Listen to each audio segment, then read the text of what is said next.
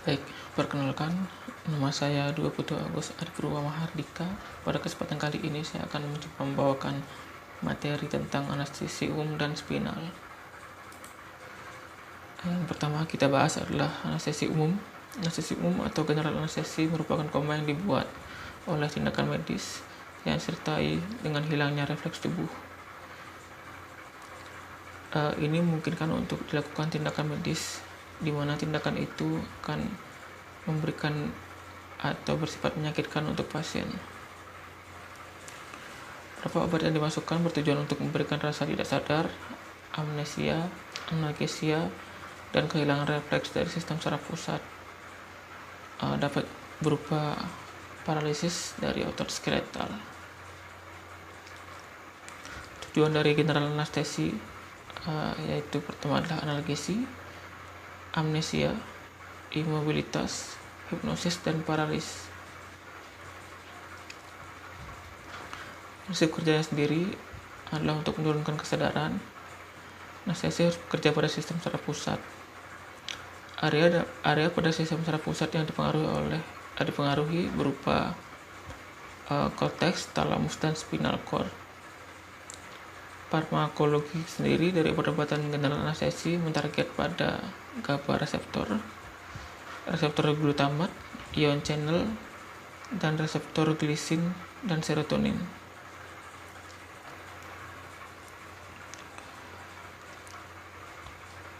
Untuk evaluasi dari pre-anestesia, sebelum anestesi diperlukan anamnesis yang baik dan menentukan jenis dosis anestesi yang digunakan.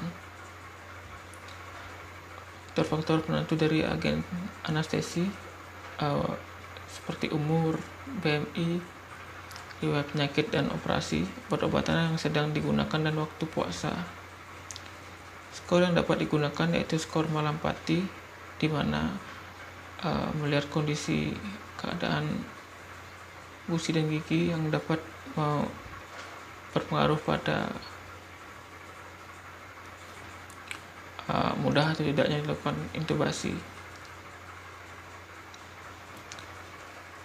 Kemudian premedikasi, sebelum melakukan anestesi perlu dilakukan premedikasi untuk meningkatkan kualitas anestesi tersebut. Premedikasi yang sering digunakan bisa berupa klonidin. Klonidin di sini berguna untuk mengurangi agen induksi anestesi supaya anestesi atau pasien tetap tidak sadar dalam waktu yang lama. Klonidin juga dapat mengurangi keadaan pasien yang menggigil setelah operasi, mual, muntah pasca operasi, dan delirium. Kemudian ada juga midazolam berupa benzodiazepin yang berguna untuk menurunkan kecemasan pasien, terutama pada pasien anak-anak. Ada juga melatonin yang dapat diadministrasikan untuk mencegah terjadinya kejang. Efek dari melatonin sendiri adalah efek hipnotik, anksiolitik, sedatif, dan antikonvulsan. Selain obat-obatan juga bisa diberikan terapi non-farmakologik berupa memainkan musik yang tenang, pijat, dan menggelapkan ruangan. Tahap anestesi ada 4 tahap. Tahap 1 yaitu tahap induksi.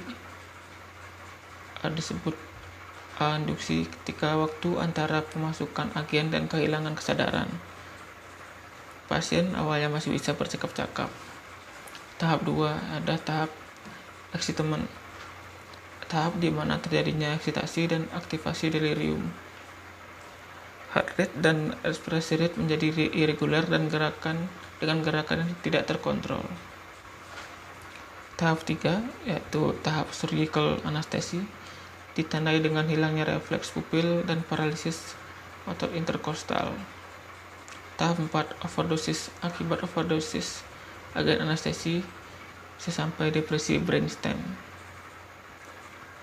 Pada induksi, general anestesi dapat diadministrasikan dengan beberapa cara seperti inhalasi atau injeksi, baik itu intravena, intramuskuler, atau subkutan, oral, dan rektal. Setelah diadministrasi, agen anestesi ditransport menuju target anestesi. Agen anestesi umum yang sering digunakan berupa propofol, sodium thiopental, etomidate, metroxytal, dan ketamin. Untuk monitoringnya, lakukan monitoring pada EKG, saturasi O2, bisa juga non-invasive blood pressure, konsentrasi agen, oksigen, kapnografi, temperatur, dan FFQ.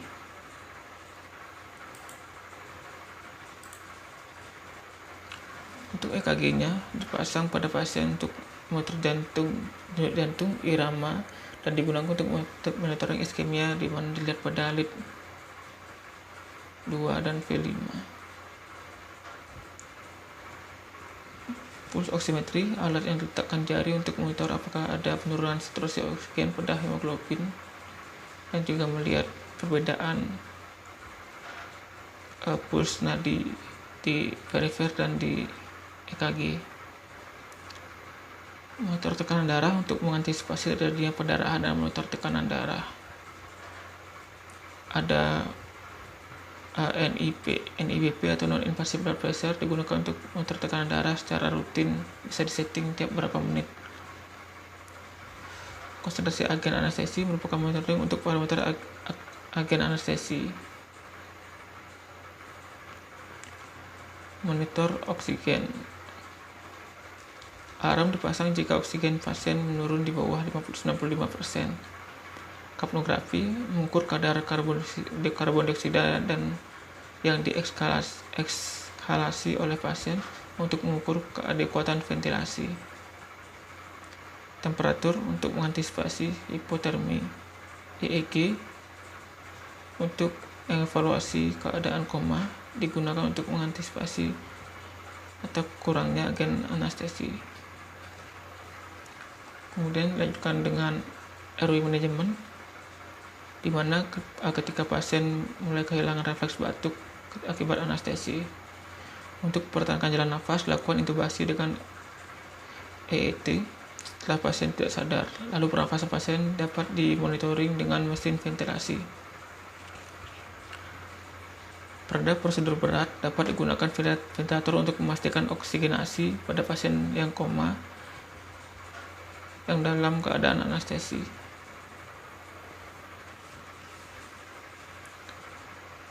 Manajemen mata. Anestesi menurunkan konsentrasi otot orbicularis oculi yang menyebabkan mata menjadi setengah terbuka. Monitoring mata dan penutupan mata untuk mencegah kerusakan mata yang diperlukan. Maintenance. Pada anestesi intravena umumnya memiliki waktu paruh antara 5-10 menit, di mana setelahnya pasien dapat kembali sadar. Untuk memperpanjang tindakan tidak sadarnya pasien, anestesi harus diberikan secara terus-menerus dengan cara diberikan cairan atau campuran antara oksigen, NO, dan agen anestesi secara inhalasi atau dengan cara administrasi propofol melalui intravena. Setelah operasi berakhir, pemberian agen anestesi diberhentikan. Setelah pasien kembali saat konsentrasi agen anestesi berkurang yang dapat memakan waktu hingga 30 menit bergantung dari durasi operasi. Emergence, keadaan di mana kembalinya fungsi organ setelah diberhentikannya anestesi. Keadaan ini dapat disertai kebingungan, aplasia, atau kelumpuhan yang bersifat sementara. Dapat juga terjadi menggigil pada pasien yang dapat menyebabkan meningkatnya asupan oksigen, karbon dioksida, meningkatkan heart rate, cardiac output, dan tekanan darah sistemik. Menggigil disebabkan akibat sumsum tulang belakang lebih cepat berfungsi dibanding dengan sistem saraf pusat. Operatif bertujuan untuk mengurangi efek samping sadar kembali. Pasien biasanya diberikan opioid atau NSAID dan acetaminophen. Monitor pada post-operatif tetap dilakukan. Monitor berupa tanda-tanda vital, saturasi oksigen, irama jantung, pernafasan, tekanan darah, dan suhu tubuh. Baik, selanjutnya adalah tentang spinal anestesi. Spinal anestesia disebut juga spinal block atau supranoid block atau intrathecal block. Merupakan bentuk dari neuraxial regional anestesia yang meliputi injeksi anestesia lokal atau opioid ke ruang subarachnoid menggunakan jarum sepanjang 9 cm. Merupakan alternatif dari general anestesi umum yang digunakan jika operasi pembedahan berada di bawah umbilikus. Anestesi yang dimasukkan ke CSF memberikan anestesi, analgesia, dan blok sensoris dan motoris. Indikasinya secara umum digunakan pada operasi yang meliputi daerah bawah umbilikus, merupakan teknis pilihan untuk seksio sesar, di mana untuk menghindari resiko general anestesi dan kegagalan intubasi. Spinal anestesi juga dapat digunakan untuk mengobati sakit setelah operasi, terutama nyeri pada torakik, pelvic, dan ekstremitas bawah.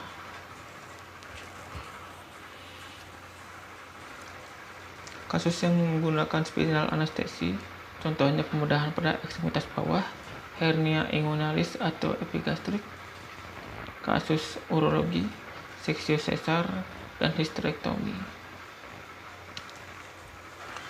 Kontraindikasi dari tindakan spinal anestesi adalah penurunan empati, pasien menolak, kemudian infeksi pada area injeksi, kelainan pembekuan darah, peningkatan tekanan intrakranial, hipovolemia, dan tumor. Komplikasi dari anestesi spinal dapat diakibatkan oleh efek fisiologis dari sistem saraf pusat maupun teknik dari spinal anestesi. Komplikasi ringan bisa berupa hipotensi, bradikardi, mual muntah, retensi urin, dan nyeri kepala. Untuk komplikasi berat bisa sampai trauma saraf, henti jantung, spinal epidural hematum, atau infeksi. Teknik dari spinal anestesi adalah memblok transmisi dari impuls saraf aferen dari nociceptor perifer. Impuls sensorik dari tempat asalnya diblok sehingga menghilangkan rasa nyeri. Derajat blokade tergantung dari konsentrasi dari anestesi yang diberikan dan jenis akson yang ditargetkan. Sedasi dapat membantu pasien untuk tenang selama prosedur anestesi, namun pasien dapat terjaga penuh saat prosedur pembedahan. Anatomi.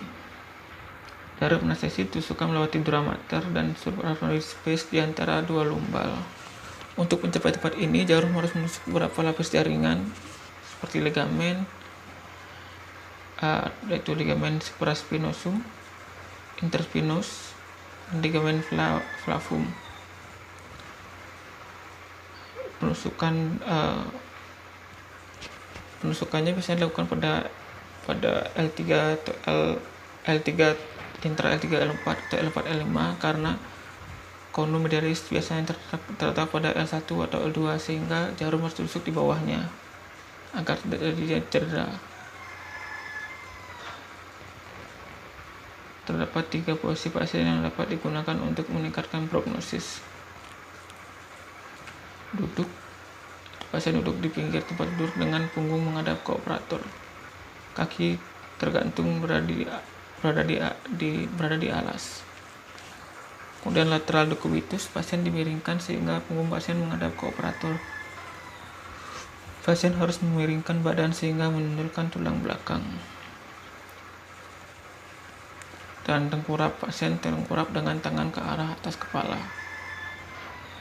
Agen anestesi yang digunakan adalah bisa bupivacain merupakan anestesi yang paling sering digunakan. Agen lain dapat berupa lidocain, tadalcain, porocain, ribovacain, levobupivacain, perilocain, atau kinkokain. Non-opioid seperti Clonidine atau epinefrin dapat digunakan untuk memperpanjang durasi anestesi. Opioid dapat digunakan untuk meningkatkan kualitas blok dan menurunkan efek samping. Jenis opioid seperti morfin, fentanyl, atau buprenorfin. Baik, sekian tentang general anestesi.